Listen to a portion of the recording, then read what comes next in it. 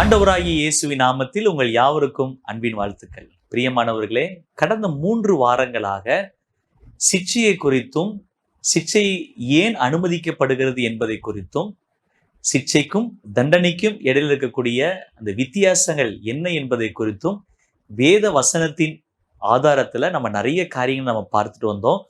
அதன் அடிப்படையில இன்னைக்கும் இதை தொடர்ச்சியாக சில காரியங்களை நம்ம தொடர்ந்து நம்ம தியானிக்க போறோம். வாங்க நம்ம நிகழ்ச்சிக்குள்ள நம்ம கடந்து போகலாம். Praise the Lord sisters. Praise the Lord. Praise the Lord sister. Praise the Lord brother. எப்படி இருக்கீங்க? நல்லா இருக்கோம். கடந்த 3 வாரங்களாக நம்ம சிட்சையை குறித்தும் தண்டனையை குறித்தும் நம்ம நிறைய விஷயங்கள் நம்ம பேசிட்டே வரோம். வியூவர்ஸ் கூட இதை பார்த்துட்டு நல்ல ஒரு ஃபீட்பேக்ஸ் கொடுத்துருக்குறாங்க. பிரதர், உண்மையாகவே சிட்சையை குறித்தும் தண்டனையை குறித்தும் நல்ல ஒரு தெளிவான ஒரு விளக்கத்தை எங்களுக்கு நீங்க கொடுத்துருக்கிறீங்க அப்படி சொல்லி.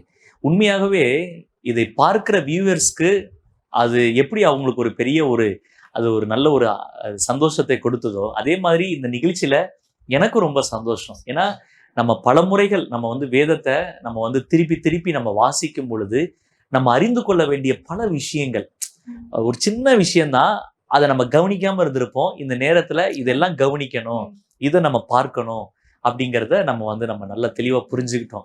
ஏன்னா எபிரேயர் 12ஆம் அதிகாரம் 5ஆம் வசனத்துல கூட அன்றியும் என் மகனே, அந்த வார்த்தை பாருங்களேன், உனக்கு ஒரு அலர்ட், உனக்கு ஒரு மெசேஜ் வருதுப்பா, கவனி, நீ கவனிக்கணும் அப்படின்ற ஒரு கவனிப்பை ஆண்டவர் இந்த இடத்துல நமக்கு கொடுத்திருக்கிறார். கண்டிப்பா இந்த நிகழ்ச்சியில நம்ம நிறைய விஷயங்களே நம்ம இந்த நேரத்தில் நம்ம பார்த்தோம். போன வாரம் ஒரு கேள்வி கேட்டேன், கண்டிப்பா நீங்க எல்லாம் தியானிச்சுட்டு வந்திருப்பீங்கன்னு நினைக்கிறேன். உங்களை பார்க்கும் போதே தெரியுது எவ்வளவு ஒரு மன உற்சாகமாக நீங்க தியானித்து நீங்க நிறைய காரியங்கள் எடுத்துருக்கீங்கன்னு சொல்லி நான் அறிந்து கொள்கிறேன், விசுவாசிக்கிறேன். என்ன கேள்வி கேட்டோம்? இந்த சிட்சையின் காலங்கள் ஒரு மனிதனுடைய வாழ்க்கைக்குள்ள வரும் பொழுது நம்ம எப்படி நடந்துக்கணும்? இதுதான் ரொம்ப ரொம்ப முக்கியமானது இல்லையா? சிட்சையின் காலம் வரும் பொழுது எப்படி நம்ம நடந்து கொள்ளணும், நம்ம நடந்து கொள்ள வேண்டிய விதத்தை குறித்து வேதம் நமக்கு என்ன சொல்லுது, அந்த நாட்கள் நம்ம எப்படி நம்ம இருக்கணும் அப்படிங்கிறத பத்தி சொல்லுங்க. நீங்க எப்படி பாக்குறீங்க? நம்ம அந்த சிட்சையின் காலங்கள் சில நேரங்கள் அப்படி கர்த்தர் அனுமதிக்கும் போது நம்ம எப்படி நம்ம நடந்துக்கணும்? சிட்சையின் காலம் நமக்கு வரும்போது நம்ம இந்த அற்பமா எண்ணக்கூடாது. முதல் காரியம் கர்த்தருடைய சிட்சையை நம்ம என்ன செய்யக்கூடாதுன்னா, அந்த எபிரேயர் 12ஆம் அதிகாரம் 5ஆம் வசனத்துல கூட அதான சொல்லப்பட்டிருக்குது. அதுல என் மகனே, கர்த்தருடைய சிட்சையை அற்பமாக எண்ணாதே அப்படின்னு சொல்லப்பட்டிருக்கு. ஆண்டவர் நம்மளை சிட்சிக்கும் போது அதை நம்ம ஒரு நாள் நம்ம அதை அற்பமா எண்ணக்கூடாது. அதுக்கு நல்ல ஒரு உதாரணமா பார்த்தோம் அப்படின்னா, பைபிளை நான் வாசிக்கும் போது அற்பமா என்னன்னு 1 சாமுவேல் 3ஆம் அதிகாரத்துல ஏலி இந்த சிட்சைய அற்பமா எண்ணின ஒரு கேரக்டரை நீங்க சொல்றீங்க. Okay okay. அந்த கேரக்டர் பார்க்கும்போது ஏலி எனக்கு வாசிக்கும் போது நல்ல ஒரு உதாரணமா இருந்தது. அவங்க தேவனுடைய ஆலயத்துல இருக்கும்போது ஒரு ஆசாரியன். ஆமா, ஆசாரியன். அதாவது அவங்களுக்கு கர்த்தருடைய சத்தம் கேட்கப்படணும். ஆனா அவங்களுக்கு கேட்கப்படல. சின்ன பிள்ளையாண்டான ஆகிய சாமுவேலுக்கு கர்த்தருடைய சத்தம் கேட்கப்படுது. இதுக்கு முன்னாடி என்ன நடந்துச்சுன்னா, தேவனுடைய மனுஷன் அவங்க கிட்ட பேசும்போது அந்த வார்த்தைகள் எதுவுமே அவங்க செவி கொடுக்கல. கர்த்தருடைய வார்த்தை வரும்போது அதை அவங்க அற்பமா எண்ணுனதுனால கர்த்தருடைய சத்தம் அந்த இடத்துல சாமுவேலுக்கு கேட்கும் போது ஏலிக்கு கேட்கல. இந்த இடத்துல அவங்க கர்த்தருடைய வார்த்தை அற்பமா என்னதுனால தேவன் அவங்களை கைவிட்டாரு அப்படின்னு நம்ம சொல்லலாம். நல்ல ஒரு காரியம் பாருங்களேன். இப்ப சிட்சையில் நம்முடைய வாழ்க்கையில வரும் பொழுது அந்த சிட்சையின் காலத்தை நம்ம முதல்ல என்ன செய்யக்கூடாதுன்னா, அற்பமா அதை ஆமா அதை ரொம்ப அதை ரொம்ப இழிவா நம்ம என்ன செய்யக்கூடாதுன்னா, எடுத்துக்க கூடாது, நினைக்க கூடாது. ஏலி நல்ல ஒரு உதாரணம் இல்லையா? தேவனுடைய வார்த்தையை அவர் என்ன செஞ்சார்னா அலட்சியப்படுத்தினார். சாமுவேல் மூலமா கர்த்தர் பேசுவதற்கு முன்பதாகவே ஏலிக்கு காரியம் சொல்லப்படுது. கர்த்தர் ஒரு எச்சரிப்பை கொடுக்கிறார், உன்னுடைய குமாரர்கள் 2 பேரையும் ஓப்னி பினகாஸ் கூப்பிட்டு நீ கண்டி, அவங்க எனக்கு விரோதமான காரியங்களை செய்யறாங்கன்னு சொன்ன பொழுதும் ஏலி தன்னுடைய பிள்ளைகளை அவர் என்ன செய்யறனா கண்டிக்கல. அந்த இடத்துல பாருங்களேன், ஏன் கர்த்தருடைய சத்தம் ஒரு ஆசாரியனா இருந்த ஏலிக்கு கேட்காம அந்த ஆலயத்துல பணிவிடை செய்து கொண்டிருந்த ஒரு சாமுவேலுக்கு ஏன் கேட்கணும் அப்படி சொன்னா, கர்த்தருடைய வார்த்தை ஒரு இடத்துல அலட்சியப்படுத்தப்படும் பொழுது தேவனுடைய வார்த்தை அவங்களுக்கு என்ன செய்யுதுன்னா தூரம் ஆகுது. கர்த்தர் அவர்களுக்கு தூரமா விலகி போகிறார். அதுதான் ஏலியுடைய வாழ்க்கையில நம்ம ஆண்டவர் என்ன கூட செய்யணும்? சொல்லுவாங்க பிரதர், ம். ஏலியை பார்த்து, ம். நீ என்னை காட்டிலும் உன் குமாரனையே நீ அதிகமா மதிக்கிற, ஏன் நீ வந்து நீ கனம் பண்ற நீனு அங்க அப்படின்னு சொல்லி மதிக்கிற ஏன் வார்த்தை அற்பமா அற்பமா நினைக்கிற, நீ நினைக்கிறியே. அந்த மாதிரி ஆமா, கர்த்தர் ஆமா. சொல்லுவாங்க ஏலியை கண்டிப்பா, கண்டிப்பா. அப்ப அந்த இடத்துல நம்ம என்ன கவனிக்கிறோம்னா, ஒரு அலட்சியம் நமக்குள்ள என்ன செஞ்சிடக்கூடாதுன்னா, இந்த சிக்ஷை ஆண்டு சொன்னது நன்மைக்கு தான் ஆண்டு சொல்றார், நன்மைக்கு தான் இதை செய்திருக்கிறார். அதனால நம்ம என்ன செய்யக்கூடாதுன்னா, ஒரு அலட்சியத்தை நமக்கு ஏற்படுத்திடக்கூடாது. வேற என்ன காரியங்கள்லாம் நமக்கு இருக்கும்? வேதத்துல கூட ம். எடுத்துக்கிட்டோம்னா ம். நம்ம சவுல் இருக்காரு பாத்தீங்களா, ம், கர்த்தருடைய கட்டளை வந்து அற்பமா என்றார். ம், ம், கர்த்தர் ஒரு காரியத்தை சொல்றாரு, ம், இந்த காரியத்தை செய்யக்கூடாது, கொள்ளையிடுற காரியத்தை எடுக்கக்கூடாது அப்படின்னு சொல்றாரு, கர்த்தர் சொல்றாரு. ஆனா அதை வந்து அற்பமா நினைச்சு ம். என்ன பண்றாரு, மீறி மீறி காரியங்களை செய்யறாரு. செய்யறதுனால கடைசியில் என்ன பண்றாரு, ம். ராஜ்ய பாரத்தை இழந்து போறாரு. ம், இது இன்னொரு சம்பவம் எடுத்துக்கிட்டோம்னா, சாலமோன் அப்படிதான் ம், அந்நிய ஸ்திரீயோட வந்து சம்பந்தம் கலந்து ம், அந்நிய தேவர்களை பின்பற்றி ம், கர்த்தருக்கு விரோதமான காரியங்களை செய்யும் பொழுது ம். கர்த்தர் 2 முறை தரிசனமாக எச்சரிக்கிறார். அப்ப கர்த்தர் வந்து சாலமோனை வந்து கைவிடன்னு விருப்பப்படல. ம், இந்த இடத்துல அவர்கிட்ட சொல்லுவோம், தாவீது இடத்துல நாத்தானத்து சொல்லும் போது அவருடைய தகப்பன் என்ன பண்றாரு, தாவீது ம், கீழ்ப்படி, அதே போல இவனும் கேள்வி கேட்பான் அப்படின்ற ஒரு நம்பிக்கையில தான் ம், 2 முறை வந்து தரிசனத்துல கர்த்தர் வெளிப்படுத்துறாரு. ம். ஆனா அந்த இடத்துல என்ன பண்றாரு, சாலமன் என்ன பண்றாருன்னா, ம். சிட்சையை வந்து அற்பமா கருதுனதுனால ம். கடைசி வரைக்கும் ம். தேவனிடத்துல சேர முடியல. ம். ராஜ்யபாரம் தள்ளப்பட்டு போகுது. ராஜ்யபாரம் உலக பிரகாரமா தள்ளப்படுறது வேற விஷயம். ம். கர்த்தரிடத்துல மனம் திரும்பினதா இந்த இடத்துல சொல்லப்படவே இல்லை. கடைசி வரைக்கும் சாலமோன் வந்து தேவனுக்கு பிரியமானவனா மாறினதா ம். சொல்லப்படவே இல்லை. பாருங்களேன், ஒரு நல்ல ஒரு காரியம் இல்ல. ஒரு மதியீனமான ஒரு மனிதன் என்ன செய்யறான்னா, தனக்கு கொடுக்கப்படுகிற அந்த கண்டிப்பை அலட்சியப்படுத்துறான். ஞானவானோ அதை சந்தோஷமா ஏற்றுக்கொள்ளுகிறான் அப்படின்னு நம்ம வந்து வேதத்துல பார்க்க. இந்த 2 இடத்துல சவுலுடைய வாழ்க்கையிலையும் சரி, சாலமோனுடைய வாழ்க்கையிலையும் சரி, ராஜ்யபாரம் அவர்களை விட்டு நீக்கப்படுது. 2 இடத்துலயுமே ராஜ்யபாரம் நீக்கப்படுது இல்ல.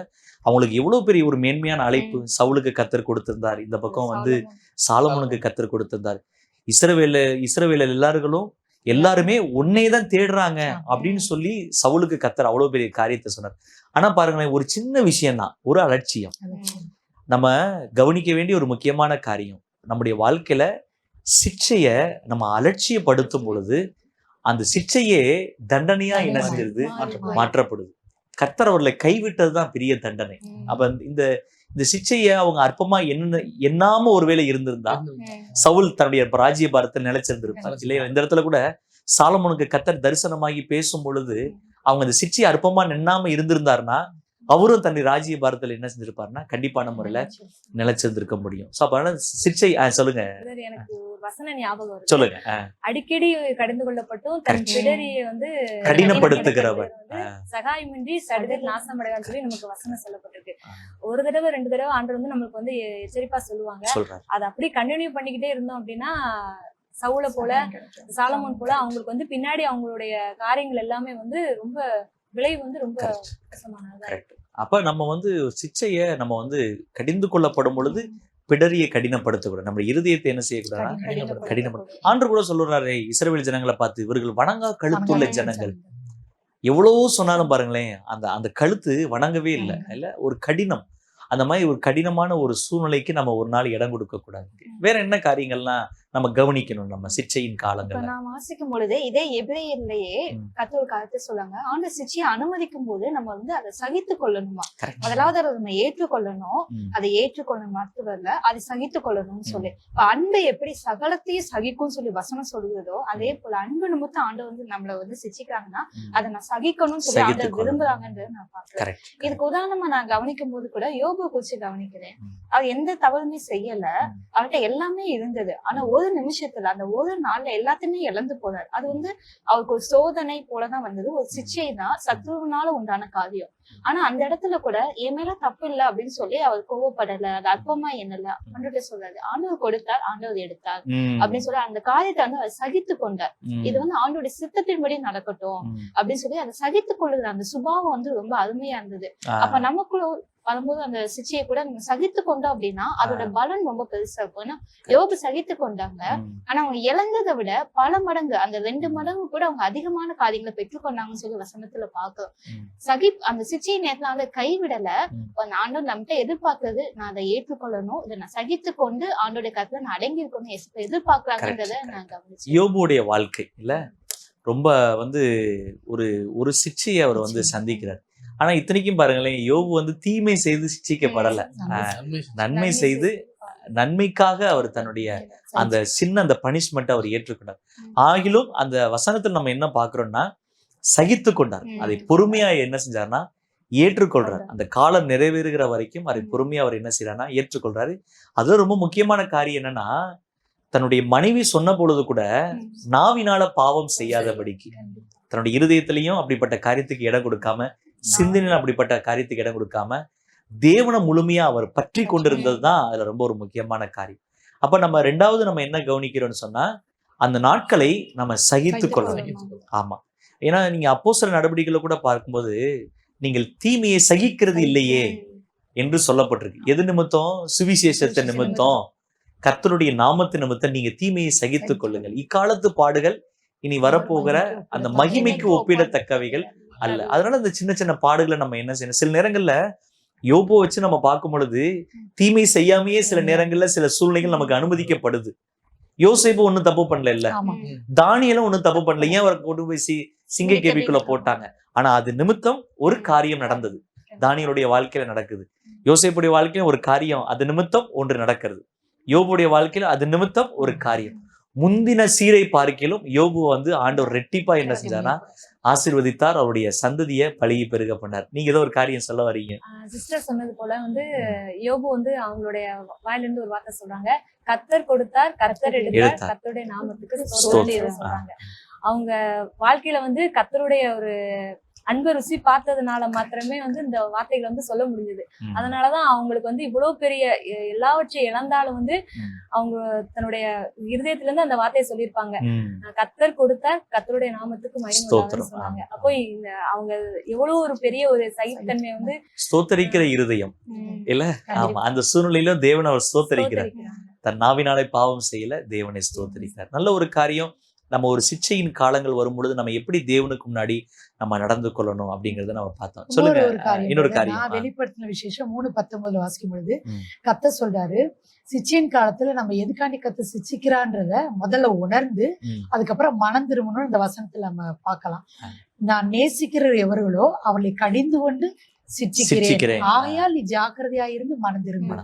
அப்ப வேதத்துல இன்னொரு பகுதியை நான் தியானிக்கும் பொழுது, யோனா, அந்த நினிவே ஜனங்கள் வந்து பயங்கரமான ஒரு பாவங்களை செய்து அழிவுக்கு எதுவா அவங்க இருக்கிறாங்க. யோனா தீர்க்கதரிசி மூலமா கர்த்தர் தன்னுடைய வார்த்தை அனுப்பி அவங்களுக்கு நடக்க போற சிக்ஷையை தண்டனை சொல்றாங்க. உடனே அவங்க தன்னுடைய பொல்லாத கிரியில விட்டு மனம் திரும்புறாங்க. மனம் திரும்பினபடினால அவங்க பயங்கரமான அந்த அழிவுக்கு தப்பிக்கப்படுறாங்க. அப்ப சிக்ஷையின் காலத்துல ஃபர்ஸ்ட் முதல்ல பாவத்தை உணரணும். உணர்ந்ததோட இல்ல, அதை விட்டு மனம் திரும்பினா வந்து நம்ம தண்டனைக்கு தப்பித்து கொள்ள ஒரு பெரிய ஒரு வழி. அப்போ இந்த சிக்ஷையின் காலங்கள் எனக்கு இன்னொரு பாடத்தை, என்னுடைய லைஃப்ல இன்னொரு விஷயத்தை எனக்கு கற்றுக் கொடுக்குது. என்னன்னா, நான் வந்து உணர்ந்து என்னை திருத்தி கொள்வதற்காக, நான் மனம் திரும்புவதற்கு எனக்கு ஒரு அவகாசம் இல்லைங்களா? நான் மனம் திரும்புவதற்கு கர்த்தர் எனக்கு ஒரு அவகாசத்தை எனக்கு என்ன செய்யறாருன்னா கொடுக்கிறாரு. அப்ப அந்த அவகாசத்தை நான் சரியான முறையில நான் என்ன செய்யணும்னா நான் பயன்படுத்தி கொள்ளணும் அப்படிங்கிற இந்த காரியம். இதை தாண்டி இன்னும் வேற ஏதாவது நம்ம பாக்குறோமா இதுல விஷயங்கள்ல? நமக்கு முக்கியமா இன்னொரு காரியம் ஒண்ணு இருக்கு. சிக்ஷை நாட்கள்ல வந்து நம்ம தேவனுடைய கரத்துக்குள்ள அடங்கி இருக்கு. ரொம்ப முக்கியமான விஷயம். நம்ம வந்து அதுக்கு எதிர்வினை ஆற்றக்கூடாது. ஓகே, ஏன் இப்படி நடந்துருச்சுன்னு பதட்டப்படுறதோ, உடனே ரியாக்ட் பண்ணி தேவனை விட்டு தூரமா போறது, இப்படி எல்லாம் இல்லாதபடிக்கு அடங்கி தேவன் என்ன செய்ய போறான்றத நம்ம காத்திருந்தோம்னாலே நம்ம அதுல இருந்து வெளியே வந்துடலாம். கர்த்தர் நம்ம வெளியே கொண்டு வந்துருவாரு. கண்டிப்பா கண்டிப்பா. ரொம்ப முக்கியமான ஒரு காரியம். சிக்ஷைகளை, சின்ன சின்ன சிக்ஷைகளை அனுமதிக்கும் போது எல்லாவற்றிற்கும் மேலாக ஒரு பக்கம் சோர்ந்து போகக்கூடாது, ஒரு பக்கம் அற்பமா எண்ணக்கூடாது, ஒரு பக்கம் சகித்து கொள்ளணும், குணப்படணும், நம்ம மனம் திரும்பணும். எல்லாற்றையும் கடந்து ரொம்ப முக்கியமான காரியம், தேவனுடைய கரத்தில் நம்ம என்ன செய்யணும்னா நம்ம அடங்கி இருக்கணும். ரொம்ப அழகா நிறைய விஷயங்கள் நம்ம பேசிக்கொண்டோம். அடுத்த வாரத்துல ஒரு டாபிக் நம்ம பேசணும். என்னன்னு சொன்னா, இப்ப சிக்ஷையை பத்தி நல்ல ஒரு தெளிவான ஒரு விஷயத்தை நம்ம வந்து இப்ப பேசியாச்சு. இந்த தண்டனையை பத்தி நம்ம இன்னும் ஒரு தெளிவான ஒரு காரியத்தை நம்ம ஜனங்களுக்கு சொன்னா நாமும் புரிந்து கொள்வதற்கும் இதை பார்க்கிறவங்களுக்கும் ஒரு தெளிவுபடுத்தலாம். இந்த தண்டனை ஏன் வந்தது, தண்டனைக்கு பின்னாடி என்னெல்லாம் நடந்ததுன்றதை பத்தி நீங்களும் தியானிச்சுட்டு வாங்க. அடுத்த வாரத்துல கர்த்தர் ஏன் ஒரு மனிதனை தண்டிக்கணும், தண்டிப்பதற்கு முக்கியமான காரணங்கள் என்னெல்லாம் இருக்கலாம் அப்படிங்கிறத பத்தி நம்ம டீட்டெயிலா நம்ம என்ன செய்யலாம், நம்ம பார்க்கலாம். என்ன நேயர்களே, இந்த நிகழ்ச்சி கண்டிப்பா உங்களுக்கு ரொம்ப பிரயோஜனமா இருந்திருக்கும் என்று நான் ஆண்டவருக்குள்ள விசுவாசிக்கிறேன். பாருங்க, கர்த்தர் நம்முடைய வாழ்க்கையில ஒன்றை அனுமதிக்கிறார், சிக்ஷிக்கிறார். இந்த சிக்ஷை ஏன் வருது, அதற்கு பின்னாடி இவ்வளோ விஷயங்கள் எனக்கு என்ன செய்யுதுன்னா எனக்குள்ளே மாற்றப்படுவதற்காக, எனக்கு உணர்த்தி எனக்கு காட்டுவதற்காக. இந்த நிகழ்ச்சியில கூட ஒரு சிக்ஷை வரும்பொழுது நான் எப்படி நடந்துக்கணும், நான் அதை அற்பமா நினைக்க கூடாது, அதை நான் அதை பத்தி நான் அதை விட்டு விலகிடக்கூடாது, நான் குணப்படணும், மனம் திரும்பணும், அதை அலட்சியப்படுத்தக்கூடாது. பல காரியங்களை நம்ம இந்த நேரத்துல நம்ம நிதானித்து பார்த்தோம். கண்டிப்பா அந்த நிகழ்ச்சி உங்களுக்கு ரொம்ப பிரயோஜனமா இருந்திருக்கும். அடுத்த வாரத்துல இந்த தண்டனையை பற்றின சில காரியங்கள், நியாய தீர்ப்பின் தண்டனை ஏன் ஒரு மனிதன் மேலே, ஒரு பட்டணத்தின் மேலே, ஒரு கூட்ட ஜனங்கள் மேலே வருகிறது அப்படிங்கிறத பத்தி நம்ம வேத வசனம் என்ன சொல்லுகிறது என்பதை பார்க்க போறோம். நீங்களும் உங்களுடைய ஃபீட்பேக்ஸை, கமெண்ட்ஸை மறந்துடாம கமெண்ட் பாக்ஸ்ல தெரியப்படுத்திடுங்க. கர்த்தர் உங்களை ஆசீர்வதிப்பாராக. God bless you.